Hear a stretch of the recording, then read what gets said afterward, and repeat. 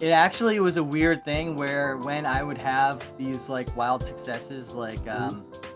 I managed to land a master services agreement with the number two or three health system in the country, and so to my infinite surprise, they chose me. As that happened, our first $1 million contract, he tried to replace me. We're about these last friends. There we go. All right, we got our caffeine going. Welcome to Bad Business Friends YouTube channel. I'm excited to have a guest today. This is our first guest for the show.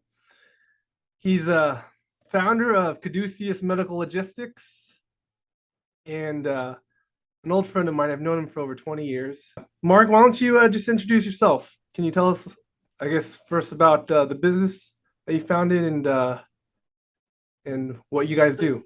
so I am Mark, and Claude. What did he say? So my motto is go hard or go home, but just never go home.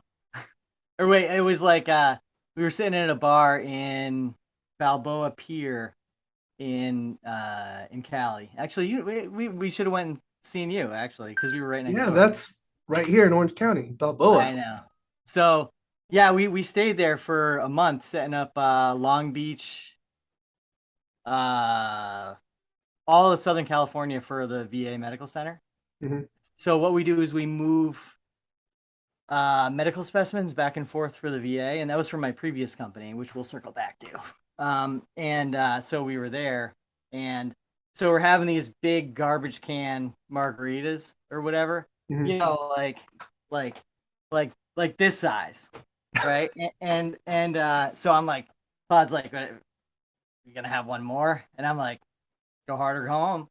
And he turns to me and he goes, "But you just never go home, do you?" And I'm like, "Yeah, that's pretty much." So that's the motto. That's my Your really my personal life. motto. Yes. Got it. Yeah. And that's how Never you approach work, everyday life, family life, hang on. and the Hang on. coffee. Yeah. And the coffee. Yeah. Okay. So actually, there's this one missionary that I remember exactly where it was in PVCS a gymnasium, and he came. He's an awesome dude, and so he said, "Why do bulldogs have noses like this? Why? Because when they bite, they never let go because they can still breathe." All right. So so that's it. It's That's like it. that tenacity thing. So anyway, so getting out of high school or getting out of college where I met you, and and so I have a degree in biochem, and I was just kind of trying to figure out what to do. I was uh, just recently married with three kids, and I had a friend who we had planned to start a business before school, and Mhm. then I get out, I needed something, he pulled me on in, and it was him and Well, his that's mother's specifically business. what I wanted to talk to you about because your story is so relevant to bad business friends because Right. you know I don't know when the entrepreneurship bug hit you, but like it was early on, and I sold we were drugs in high talking. school. Does that count? What's that? I sold drugs in high school. Does that count? Oh well, sure, that's an entrepreneurial, I Babe mean, Ruth? endeavor, but but now you're sticking to legal entrepreneurship, right? And Yes. Yes. on, on the level. I've upgraded. So the first business that you co-founded, can you talk a little about that? And you started talking about your old high school friend. Um, was that so? He must have been a close friend. He was a close friend of yours before you guys started the business. What business was that? What sort of business did you guys do? Was it the same thing you do now or something different? Same thing we do now.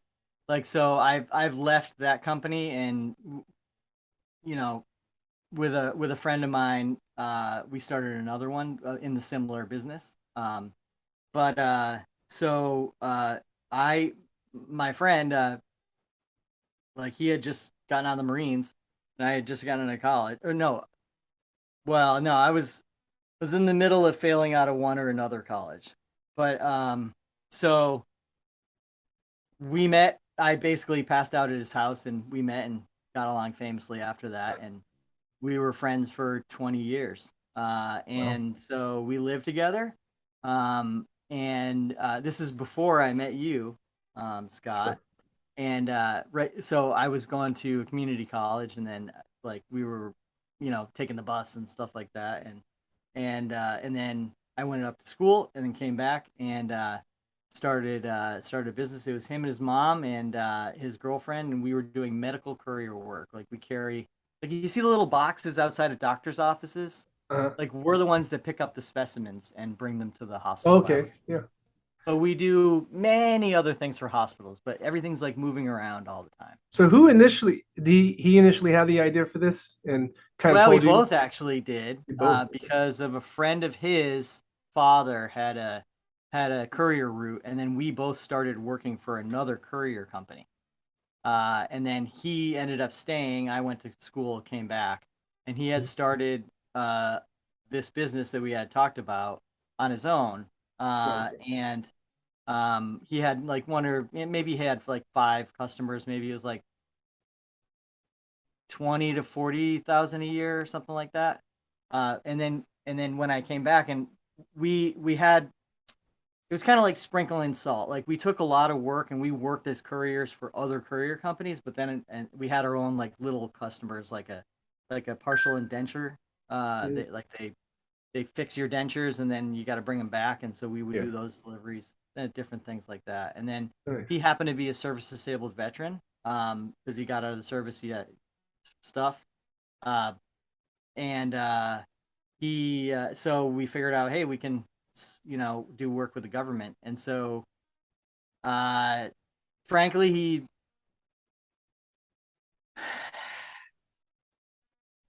I've heard it said that the person who loves the least in a relationship has the most power.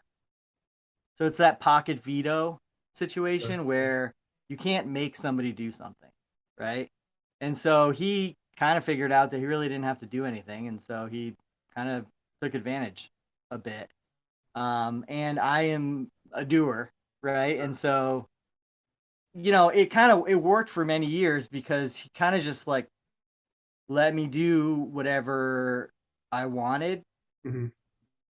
but I always wanted to do what was good for him and us as a Sure. team. And so we were aligned, and it worked. And so, like, he didn't have a lot of computer skills, although he was my best friend for 20 years, right? And Yeah. obviously I was friends with him for not no reason. I'm not a total idiot. But what happened was he hired his brother-in-law. We built the business to $10 million in maybe 30 to 40 states, maybe 42, Hmm. 43 states, and about 10 million. And our next competitor, which I was starting to eat their lunch, is 100 million a year. And so I'm kind of trying to go back after them. So he hired his brother-in-law and cut me out, because his brother-in-law decided he didn't like me. He said it was him or me. That's as best as I can figure out. Sure. Sure. And he sued me to compel me to do some certain paperwork or whatever. And then I had to sue him for Well, I mean, you don't have to go into all the details of all that, no, but it's fine. It's something called it's something that everybody should know about. So breach of fiduciary duty. You're required sure. to okay, so yeah, I'm but very you're familiar. Yeah. required to do the best thing for your partner, and he, Exactly. For the business. demonstrably did not Yeah. do that, right? As an officer of the company, you have fiduciary responsibility not to harm the business. And so, And the partners. um, so up until that point, up until the brother-in-law came in, you felt like you were kind of carrying the load. You know, it's interesting because I It don't. was Do you ever okay. listen to Dave Ramsey? You know who I Dave do. Ramsey is, right? I I do. was listening to an episode because it was very relevant to partnerships and all that, and he actually believes that partnerships that are founded on friendships or partnerships in general don't really work for that very same reason. I think eventually what happens is one of the partners feels like they're carrying the load or they're giving more to the business, and ultimately that causes things to fall apart. Is that sort of how you started feeling at a certain point, or? I mean, it was just a fact that I, was doing more, but it was okay. He was my friend, Sure. right? And it actually was a weird thing where when I would have these like wild successes, like Mhm.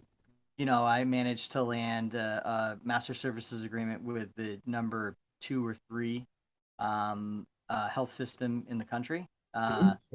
And that was as a result of a sourcing event put on by PwC. So we won it against UPS, FedEx, and the other $100 million, medical courier company, as well as others. And so, to my infinite surprise, they chose me. As that happened, our first $1 million contract, he tried to replace me. This contract that we were able to get the MSA tried to replace me. But what I ended up doing, I didn't really know. I was like, I just try. My answer was provide more value, right? Which I did. Mm. So then it just became a stupid thing if you're just going to try to replace me when I'm like the golden goose, right? But then eventually he got ahead of himself because I had like Yeah. another level up, and he was like too afraid. So if I look back in hindsight, I think it might have been some of that, but I don't know. So you were helping to grow, you were helping to scale the business out, and at a certain point, if I mean you're bringing value to the company, what would you say was the real, you know, tur point at which where you know your partner decided? I mean, there must have been. I mean, you don't have to if it's too personal, you don't have to go into it, but there must have been a single turning point, or was it kind of a gradual thing you saw coming that he wanted to? So the issue I think was that um he was not involved enough, but yet he was still the controlling owner. One of the Mhm. things about a service disabled veteran owned business is that the service disabled veteran must be a controlling owner. Sure. And so it came down to situations where it was sort of like a drive by situation where he would roll in, he would say, do this, this, and this, but he really wouldn't understand it. And so it was presenting me with a difficult choice to just do what he says to the detriment of the business, or just kind of pocket veto a little bit, or how that is, because he was a guy that didn't really do well with differing opinions or whatever. So rather than like trying to go the uphill battle of explaining the full situation, I was lazy, and I just and so that may have resulted in a discord of respect where I didn't while I did respect him, I didn't feel like I could, do things that he was asking, and some but a lot of it could also just have been him being his insecurity and just playing defense. So I don't know. It could have been a combination of both. So how long ago was that you guys went your separate ways? I left in 2019. Oh, okay, so that is still fairly recent. I consider that pretty recent. Oh, and I Now, failed. I failed one business between then and now. So do I get any extra points for well, that? yeah, that's enough time to. I mean, you can fail several businesses in a matter of three That's years. right. But are you on speaking terms with him now, or what? Are you on good terms with your old partner? I don't think I'm getting any Christmas cards. Okay, gotcha.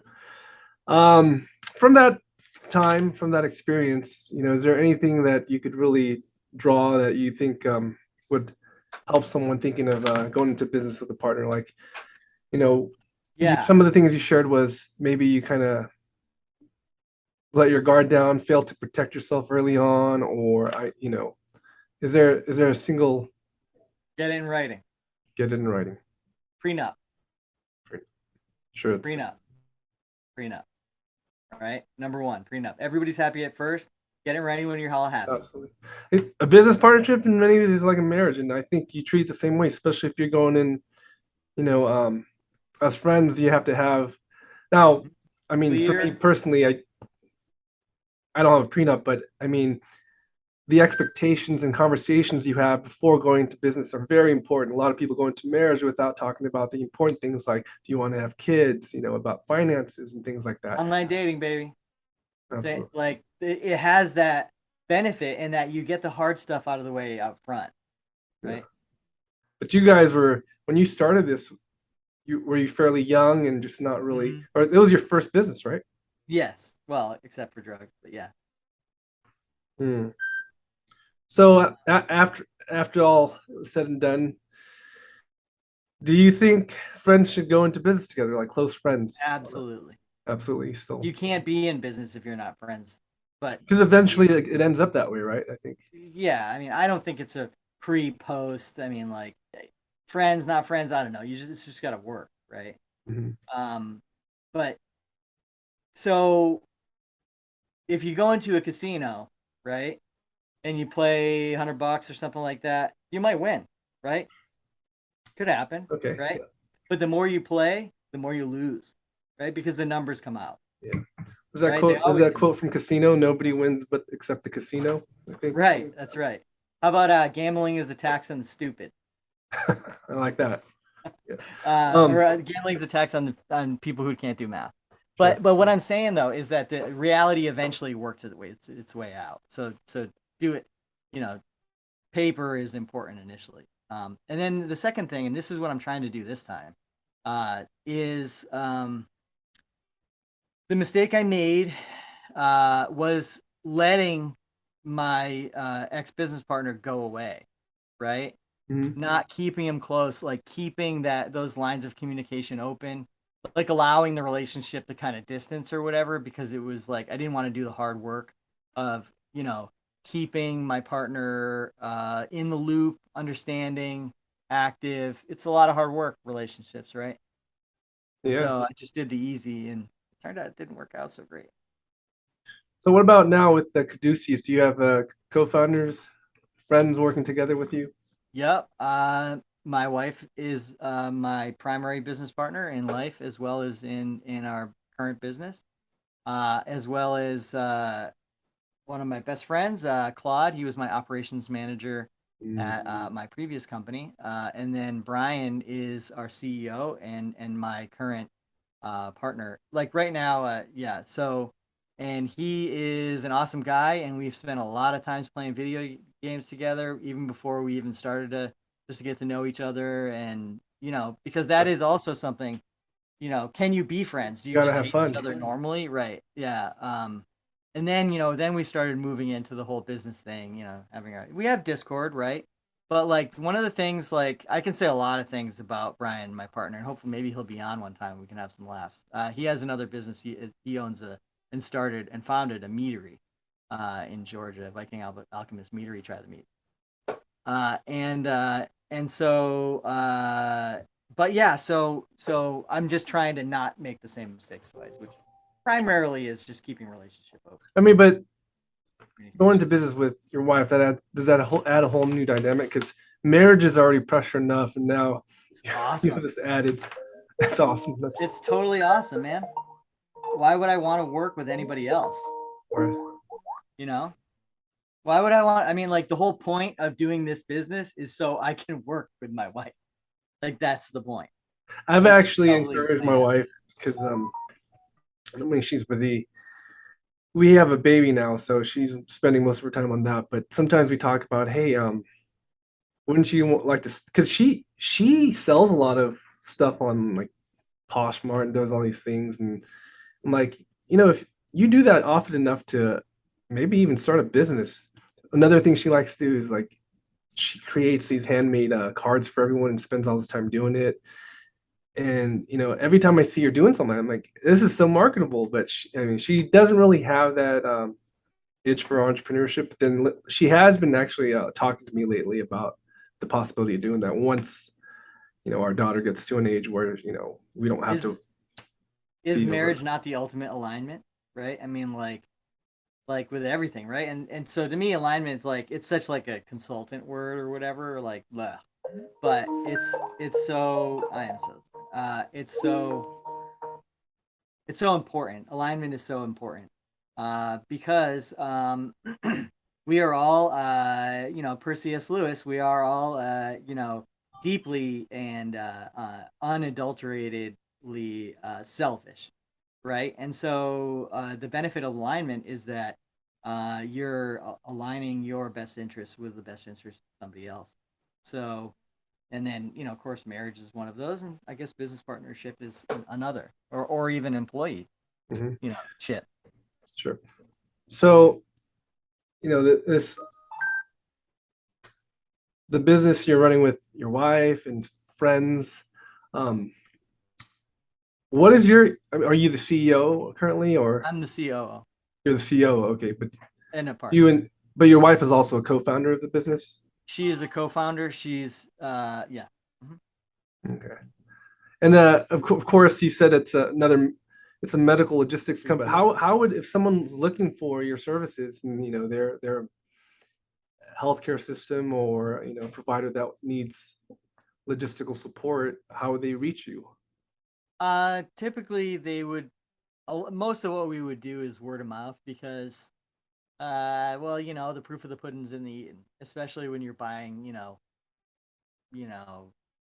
100 to $1 million worth of services a year, right? Is that like everybody's gonna say, "Oh, we're great," Mhm. right? And so it really has to do with like references. Sure. And so there's a lot of that like networking thing. But yeah, so LinkedIn, our website, Well, conferences where do you guys mostly operate regionally or nationwide.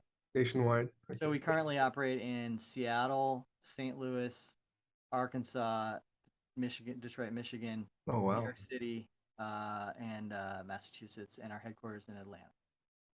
Where are you headquartered now? Atlanta, in Oh, okay. Fairfield. I didn't. I know you're in I'm Mass, in right? Mass. Yeah. Massachusetts. This whole time I just assumed that you guys were headquartered there, but okay, Atlanta. Yeah. Very cool. I'm so thankful that you did this today because I'm trying to get people from all levels of entrepreneurship. The guy who's just trying to start out, and someone like you who's already set up, but in the next phase of growth. So what's your next big move? The next big move is break even. So Reach profitability. yeah, Gotcha. right now we're still in the we're just